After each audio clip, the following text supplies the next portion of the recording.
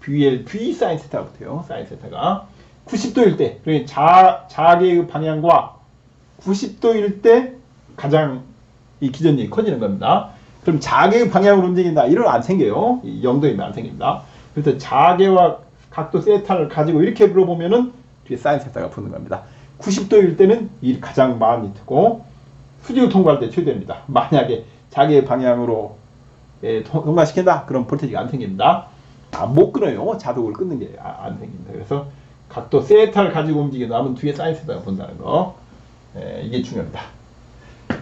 보통 문제에는 사인 세타를 30도나 60도를 줘요. 60도를 줍니다. 그러면 이게 뭐가요? 루트 3이라는 팩터. 60도면 루트 3이라는 팩터. 30도면 이제 2분의 1이라는 팩터가 들어갑니다. 그래서 각도를 보고 문제 2분의 1이다. 그러면 사인 아니다. 30도다 하면 사인 30도니까 2분의 1. 60도다. 그러면 사인 60도일 테니까 2분의 1 루트 3. 그리고 루트 3이라는 팩터가 들어간다. 이렇게 이해하고 있습니다. 가장 많이 기전력이 생길 때는 90도일 때다. 당연한 얘기입니다.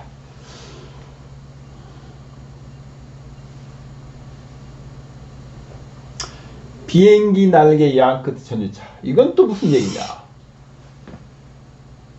길이가 50m, 어떤 여객기가 있어요. 날개폭이 40m, 속력 100m/s로 지면 위를 수평으로 있다. 지면을 수평으로 날고 있어요. 비행기 날개 양 끝에 발생하는 전위차는 얼마인가? 여기 문제 하나 빠졌네. 동서로 날고 있어야 합니다. 지면 위를 동서 방향으로, 동서로. 왜 그렇습니까? 요와 같이 요 안에 북극에 뭐가 있어요? S극이 붙여 있습니다. N극이 붙여. 그러니까 요게 이제 자개의 방향이에요. 이게 자개의 방향. 여기를 비행기가 어떻게 통과하는 게 요와 같이 요 날개에 있으면 요와 같이 비행을 해야겠어요. 남북으로 안 됩니다. 지면이 나고 있다. 그러면 비행기 날개 양 끝에 발생하는 전위차는 얼마인가? 당연히 발생합니다.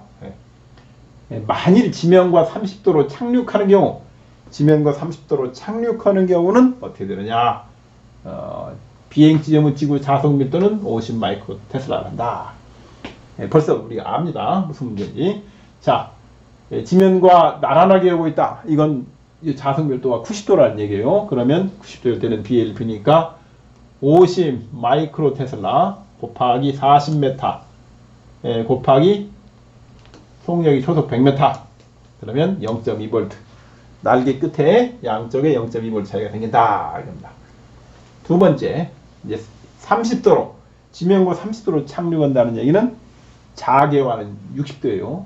이 자석 밀도가 60도. 그러면은 앞에 거 0.2V에 사인 60도 곱하면 되죠. 사인 60도가 2분의 루트 3입니다. 2분의 루트 3이니까 계산해보면 0.043V가 생긴다. 날개 차이에, 날개 양 끝에 이런 이제 볼티지 차이가 생긴다. 알 수 있습니다. 그래서 자개가 있으면은 거기를 수직으로 뚫고 지나가면은 양 끝에 볼티지 차이가 생긴다. 이거 알 수 있는 거예요. 그럼 전류가 이렇게 흐르냐 이렇게 흐르냐 이제 그건 봐서 렌치의 법칙에서 결정을 하는 겁니다.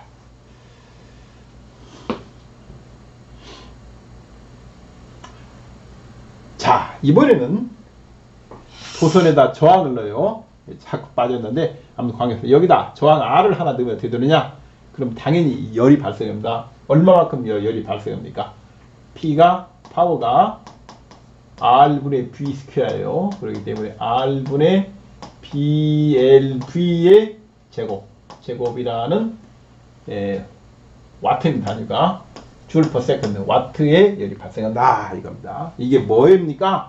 바로 레일건 원리입니다. 레일건. 레일건이 뭐 이제 요걸 잡아다니는 것이 아니고, 잡아다니면 전류가 발생하는 것이 아니고 역작용이에요. 그러니까 이 전류를 흘리면은 요 막대기가 움직이는 겁니다. 그 레일건. 그러니까 요 역작용, 현재 나와 있는 역작용이 레일건의 원리예요. 자, 이 레일건 있습니다. 그러니까 여기에 전류 흘러요. 전류를 흐르면은 양쪽에 전류 흐르돼요. 요와 같은 자개가 발생하는 겁니다. 아래에서 윗방향으로 양쪽 합해가지고, 그러니까 요와 같은 방향의 자석 밀도가 생기는 거죠. 여기에 프로젝타일 막대기를 집어넣어요. 막대기를 집어넣으면 힘을 어느 쪽으로 받느냐? 이건 뭡니까? 양쪽에 붙어가 전류가 흐르는 거예요. 전류가 요와 흐르는 거죠. 이 전류가 그러면 힘이 어느 쪽으로 받는지 알 수 있어요. 자개의 방향 이쪽이죠. B의 방향, 전류의 방향 힘 이쪽입니다. 힘 이쪽. 그래서 요와 같이 요게 튀어나가요. 이게 튀어나갑니다. 프로젝타일 커런트. 이것이 바로 레일건 원리예요. 레일건은 원리는 간단하다. 뭘 이용합니까? 파라데이 법칙이 쓴 거예요. 원리 간단해. 그런데 이게 뭐가 문제가 되냐면 지구 자기의 10,000배 이르는 강력한 자석 밀도가 필요해요. 요걸 이제 마하 얼마로 쏘려면은 강력한 자석 밀도 필요하다는 거예요. 이게 문제. 테슬라급입니다. 지구 자기의 10,000배 얼마입니까? 테슬라급이에요. 1테슬라가 10에 4승 가고있습니다. 10에 4승 가고있습니까? 이런 정도의 자석을 만들려면은 자석 밀도를 만들려면 어느 정도의 전류가 필요하냐? 메가암페어 수준의 막대한 전류가 필요하다. 이런 문제가 있어요. 그래서 메가암페어 수준의 막대한 전류. 그래서 그 실용성은 현재 기술로는 실용성이 떨어집니다. 마하 10으로 우리가 마하 5 이상을 극초음속이라고 합니다. 극초음속이라고 하는데 요거를 구현할 수 있어요. 구현할 수 있는데 어마어마한 전류가 필요하다는 거죠. 그래서 과연 현재 기술로는 이제 효용성이 좀 떨어집니다. 뭔가 다른 것이 있어야 쓸 수 있다고 봐요.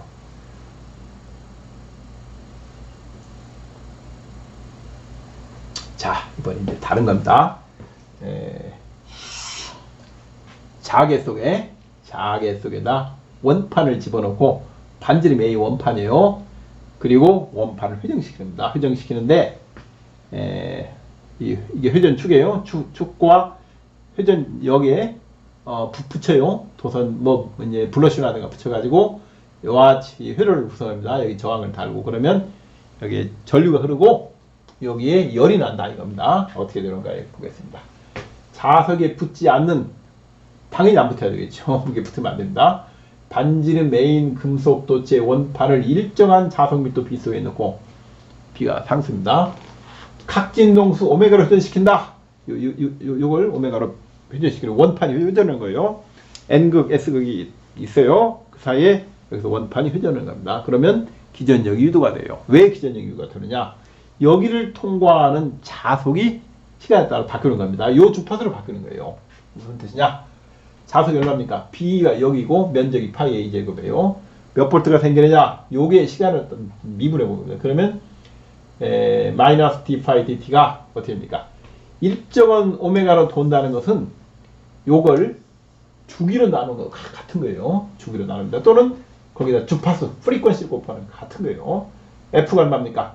F가 2파이분의 오메가입니다. 그러면은 2파이분의 오메가 B 면적 파이 A 제곱 해서 파이가 딱 캔슬됩니다. 그래서 뭐가 남느냐? 2분의 오메가 B A 제곱 볼트가 생겨요. 이 단위가 볼트입니다. 볼트예요. 그러면 여기는 전류가 얼마 흐르느냐? 저항으로 나누면 되죠. 위에 기전력을 저항으로 나눈다. 2R분의 오메가 B A 제곱이다. 이게 중요한 결과입니다. 2가 몇 볼트가 생기느냐? 2분의 오메가 BA 제곱인데 파이가 없어요. 파이가 아래서 파이가 오메가 있을 때는 파이가 없습니다. 파이가 분모 분자에서 양쪽 다 없어졌고 밑에가 2분의 1 팩터가 남게 됩니다. 왜 그렇습니까? 오메가가 2파이 F예요. 2파이 F, 즉 F가 2파이분의 오메가니까 요 2분의 1 팩터가 남는 겁니다. 그래서 저런 경우 기전력이 몇 볼트가 생기느냐? 요거 생깁니다. 2분의 오메가 B. 빨리 달릴수록 요 자석미가 클수록 반경은 제곱에 필요합니다. 왜 그래? 면적이니까. 이 면적이기 때문입니다. 요것은 이제 단열 체크는 바로 알 수 있어요. BA 제곱을 해야 이게 웨버가 되는 겁니다. 근데 오메가가 per second니까 이렇게 해서 볼테이지가 맞는 거죠. 그래서 2승이냐 2승이냐 물어보면 다지만 체크하면 우리가 바로 알 수 있어요. 2가 나온다는 거 오메가 2파이 F이기 때문에 파이 없어진다는 거 바꾸면은 우리가 바로 알 수 있습니다.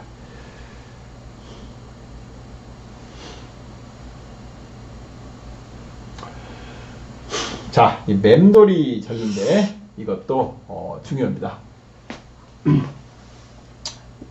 여기에 어떤 도체판이 있다고 생각해요. 도체판이 있습니다. 도체판이 자석에 생각합니다. 이게 N극이 S극이 상관이 없어요. N극이 S극이 자석이 N극이면은 어떻게 됩니까? 자석을 이렇게 도체판으로 가져가면은 모독에 여기 그러니까 N극이 들어오려면 모독에 N극이 생겨요. N극이 생기도록 여기 전류가 흐르는 거예요. 도체판에.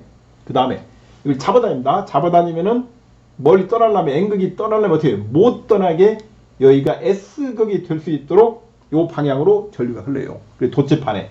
그러니까 이렇게 둥근 전류가 흐르고 뺄 때 둥근 전류가 가고 이렇게 하면 둥근 전류가 이렇게 한번 흘렀다 반대로 한번 흘렀다 방향을 교류가 되는 거죠. 그걸 우리가 자석이 움직이면 둥근 방향 전류 왜 둥근 방향 맴돌의 전류가 생겨야 어떻게 합니까? 이렇게 생겨야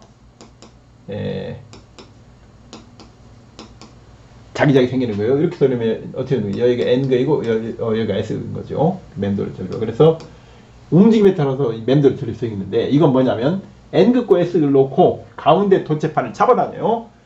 잡아다니면 어떻게 생기느냐? 맴돌이 두 개가 생기는데 잡아다니면 못 나가게 이 도체판이 못 가게 하는 방향으로 여기에 전류가 생기고 밀면은 못 들어오게 하는 방향으로 전류가 흐려요. 그러니까 N극 S 딱 놓고 철판이 딱 지나가려면 잡아요. 나가려면 잡고 그리고 못 나가게 꽉 잡습니다. 이걸 우리가 뭐라고 하냐면 자기 브레이크라고 합니다. 자기 브레이크. 자기 브레이크라고요. 자기 브레이크. 또는 맴돌이 브레이크라고도 합니다. 맴돌이 전류 생겨가지고 쓰면 돼요. 이런 경우는 어떻게 됩니까? 이쪽은 이쪽 N극 S극이 생기고 여기는 S극 N극이 생겨가지고 그러면 요 철판이 못 나가게 잡습니다. 또 못 들어오게 잡아요. 이제 밀면은 바꾸겠죠. 이게 생깁니다. 그래 진동하며 회전하는 동력 중 앞뒤로 현자성 난다. 진동하며 회전한다. 어떤 배가 있어요. 배가 있는데 엔진에서부터 프로펠러까지 축이 회전을 합니다. 회전을 하는데 이게 회전만 해야 되는데 만약 회전하면서 이게 떤다. 출렁거린다. 그럼 어떻게 하면 됩니까? 출렁거리는 면 양쪽에다가 자석을 넣어요. 전자석을. 그러면 이쪽으로 출렁거리면 못 출렁거리게 반대로 출렁거리면 못 출렁거리게. 그래서 출렁거리지 않고 회전만 합니다. 우리가 이런 걸 자기 브레이크예요. 많이 쓰입니다. 맴돌의 전류는 고속열차의 브레이크를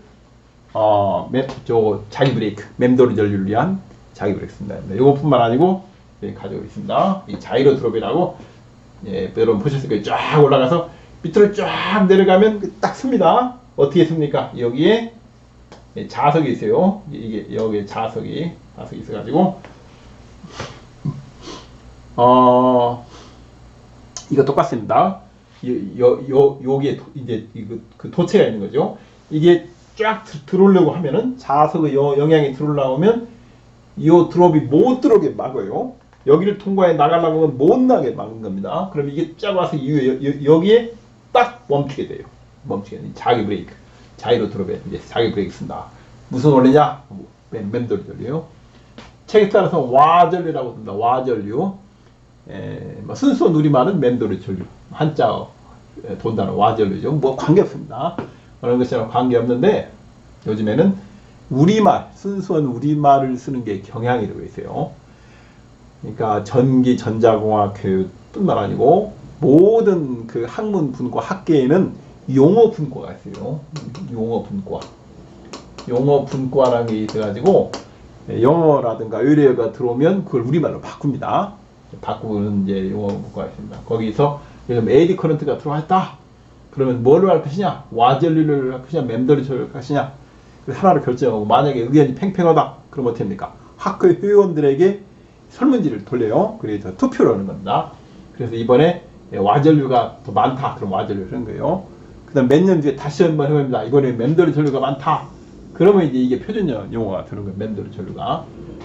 그럼 이건 틀렸냐? 틀린 건 아닙니다. 마치 사투리와 표준어 같은 거예요. 뭘 많이 쓰느냐? 책 쓸 때는 용어 분과에서 나오는 용어 좀 놓고 이제 쓰는 거죠. 어느 것은 틀린 건 아닙니다. 그래서 요 에디 커런트가 바로 자기 브레이크 쓴다. 이 소음 진동화, 기계공학에서 진동을 잡을 때 아주 중요합니다. 축이 흔들린다. 그런 경우에 이렇게 흔들리면 이렇게 집어넣고 위아래로 흔들리면 양쪽으로 전자석 집어넣으면 흔들리지 않아요. 흔들리지 않고 돕니다. 그래서 아주 중요한 거죠.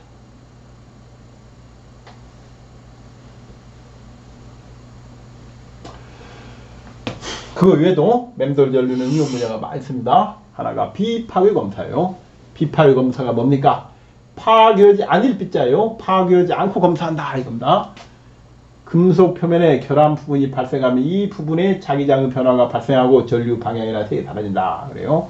금속 표면에 결함을 하는데 뜯지 않고 검사하는 겁니다. 이 뜯지 않고 파괴하지 않고 하는 걸 비파괴 검사하는데, 비파괴 검사는 누구나 다 합니다. 안 해본 사람이 없어요. 가장 대표적인 비파괴 검사는 우리가 뭡니까? 수박, 여름에 수박 익었는가 보는 겁니다. 칼로 잘라서 보면은 파괴 검사 두드려봐요. 딱 두드려보고 소리를 듣고 얼마나 익었겠다, 잘 익었겠다 판단하는 것은 비파괴 검사입니다. 그래서 수박 두드려서 안에 얼마나 익었는가를 추정하는 게 대표적인 비파괴 검사예요. 비파괴 검사는 쓰는 데가 많습니다. 조선소에서 배를 지었어요. 조선소에 가면 배를 만든다고 않고 배를 짓는다고 합니다. 집 짓는 거와 비슷하기 때문에요. 딱 배를 지었는데 철판까지 딱 오고서 뭡니까? 뒤에 용접까지 끝냈어요. 그런데 이제 검사를 하는 겁니다. 저게 제대로 설계도대로 하고 용접을 한 거지, 철판을. 아니면 안에 이제 대충 해버리고 설계도대로 하지 않고 판을 붙여버렸는지 어떻게 합니까? 그거 확인해 뜯을 수는 없잖아요. 그런 경우는 초음파를 쏴서, 초음파 주파수 변화시키면 초음파를 쏴서 튀어나오는 그 음의 공명을 읽는 거예요. 그래서 안에가 어떤 구조로 되어 있는가를 이제 추정을 하는 겁니다. 비파괴 검사예요. 그런 데만 쓰는 게 아니고 사람도 씁니다. 그 피부 밑에가 뭐가 있는가 칼로 열어보고 할 수는 없거든요. 흉터 생기고. 그때는 레이저를 쏴봐요. 레이저를 쏴서 불빛을 보고 피부 안에 무슨 문제가 있는가 확인할 수 있어요. 그걸 통칭하여 우리가 비파괴 검사다, 파괴하지 않고 하는 검사다. 비파괴 검사는 점점 영역이 넓어집니다. 쓰는 것도 많아요. 맴돌이 전류 쓰기도 하고, 초음파 쓰기도 하고, 두드려 보기도 하고. 아무튼 파괴하지 않는 건 다 비파괴 검사예요. 그 다음에 조리용 인덕션 요즘에 많이 쓰는데 연기 안 난다고 해서 어떻게 되느냐? 프라이팬이나 냄비에 와전을 발생시킨다. 갖다 놓으면 그래가지고 철의 저항 때문에 발생하는 열로 음식을 조리한다. 그래서 조리용 인덕션이 저렇구나. 만약에 철이 아닌 다른 프라이팬이나 냄비면은 문제가 발생할 수 있어요. 안 됩니다. 그래서 요즘에 프라이팬 보면은 인덕션이 되는가 안 되는가, 마치 예전에 마이크로웨이브 레인지, 전자레인지 되는가 안 되는가 그렇게 표시가 있듯이 요즘은 프라이팬 냄비에 보면은 인덕션 되는가 안 되는가 표시가 있어요. 그게 바로 저항, 바로 이겁니다. 이게 되는지 안 되는지 보는 거예요. 다음에 또 있어요. 코팅의 두께 측정하는 겁니다. 코팅의 두께 측정도 맴돌 전류 가지고 한다. 이 정도 알으시면 되겠습니다.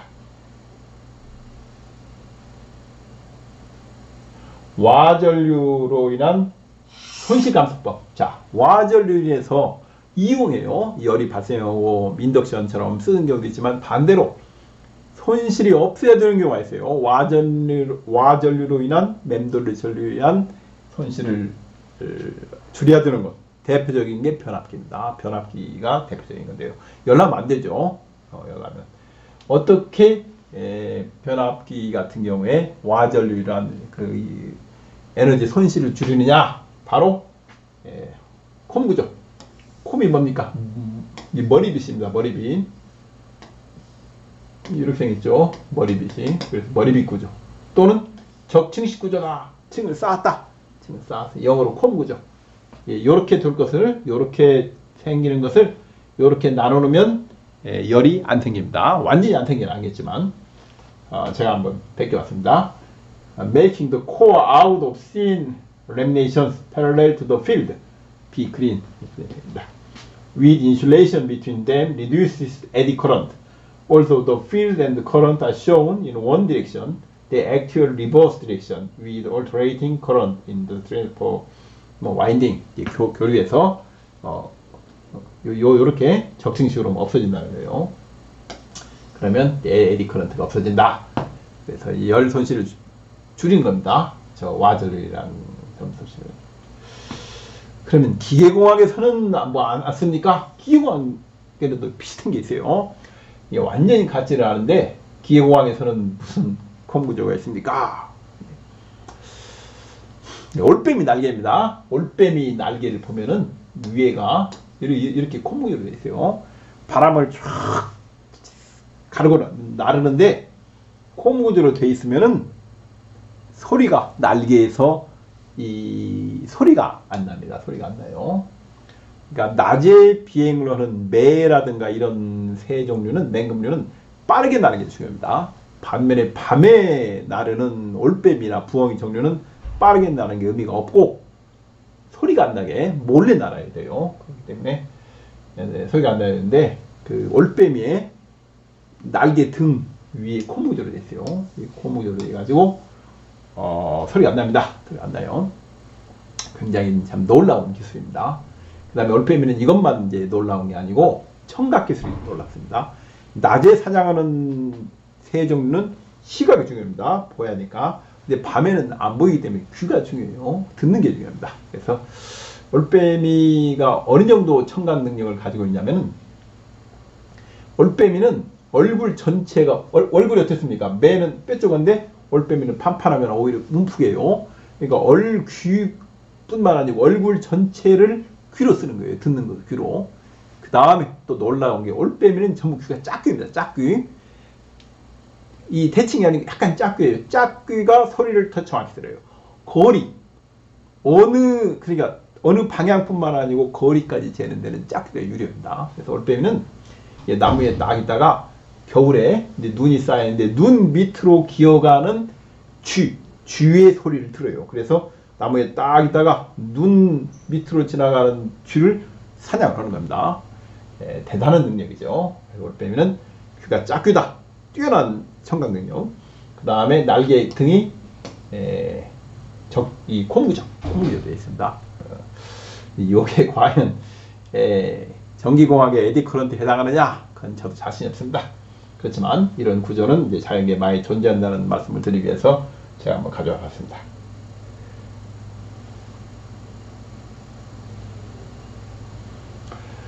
자, 이제 벡터 포텐셜을 잠수고 나가야 되는데 포텐셜이 두 가지가 있어요. 스칼라 포텐셜과 벡터 포텐셜이 있습니다. 스칼라 포텐셜은 뭡니까? 이겁니다. 전위. 이 볼테이지라는 건 뭐예요? 볼테이지는 그레디언트 파이예요. 이게 전위입니다. 마이너스 그 다음에 또 이게 있어요. 파셜 A, 파셜 T가 이건 벡터입니다. 그레디언트 벡터죠. 이는 그리고 어떤 항의 시간 미분 항이 있어요. 그때 A가 벡터 포텐셜입니다. 어디서 오느냐? F가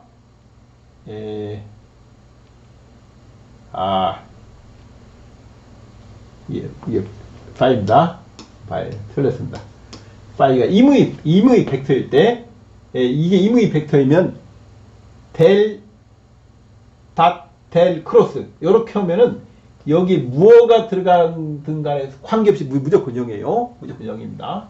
이게 무슨 말이냐면 자기장과 가스 법칙이 어때요? 자기장과 가스 다이버스 B가 0인데 이 0이면 B가 이런 꼴 어떤 함수에 이런 꼴로 되어 있으면은 항상 위를 만족합니다. 즉 벡터 B를 이용할 수 있다 이겁니다. 그래서 벡터예요. 물론 이 벡터 A를 우리가 벡터 포텐셜이다 이렇게 합니다. 그럼 단위는 뭡니까?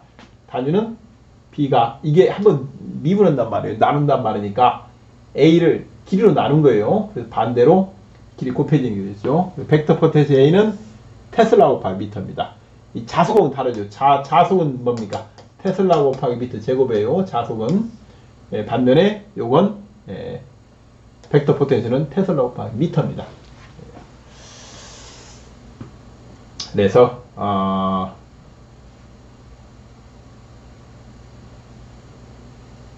그 다음에 암페어 법칙에서 콜 H가 이게 J입니다. 조금 그런데 이게 이렇게 됐네. 전류밀도예요. 전류밀도. 그래서 B는 콜 A고 콜 H는 J예요. 이렇게 되면 되느냐? 대각선으로 곱하면 같습니다. 대각선으로 곱하면. 그래서 H.B는 A.J예요. 이게 전류밀도입니다. 같다 이겁니다. H.B가 뭡니까? 이게 에너지 밀도예요. 우리가 자기 에너지 밀도 정해 알죠? B가 전기 에너지 밀도고 H.B가 자기 에너지 밀도예요. 자기 에너지 밀도인데 이 H.B를 어떻게 쓸 수 있느냐? 이걸 A.J 쓸 수 있다. 쓸 수 있습니다. A.J 같아요. 지금 익숙한데 이게 전밀도입니다. B는 컬 A고 컬 H는 J이고 그러면 H.B하고 다시 쓰겠습니다. 대학생이 아닙니다. 지우개. 지우개 없습니다. 자, 요게 전류밀도입니다. B가 컬 A고 컬 H가 J면 요렇게 내적 곱한 거하고 이렇게 같아요. 같습니다. 그래서 H다 B나 B다 같죠는 A.J가 된다. 또는 J.J 같아요. 그래서 에너지 밀도를 읽습니다. 2분의 E.D 플러스 H.B인데 이 H.B를 A.J로 써도 마찬가지다. 그 말씀드립니다.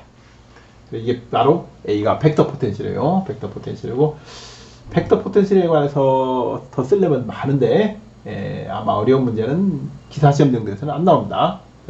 단위가 테슬미터인데 벡터 포텐셜로부터 B를 구한다. 어떻게 구하느냐? 요와 같이 구한다. B는 컬 A로 구한다. 컬 A로. 그래요. 그 다음에 이건 암페어 법칙 오는 거예요. 이렇게 쓸 수 있다. 스칼라 포텐셜, 스칼라 전위는 요와 쓸 수 있다. 이는 마이너스 그레이드 파이에다가 뒤에 벡터 포텐셜에 시간으로 미분한 게 들어가 있죠. 시간으로 미분에 들어가 있다는 거죠.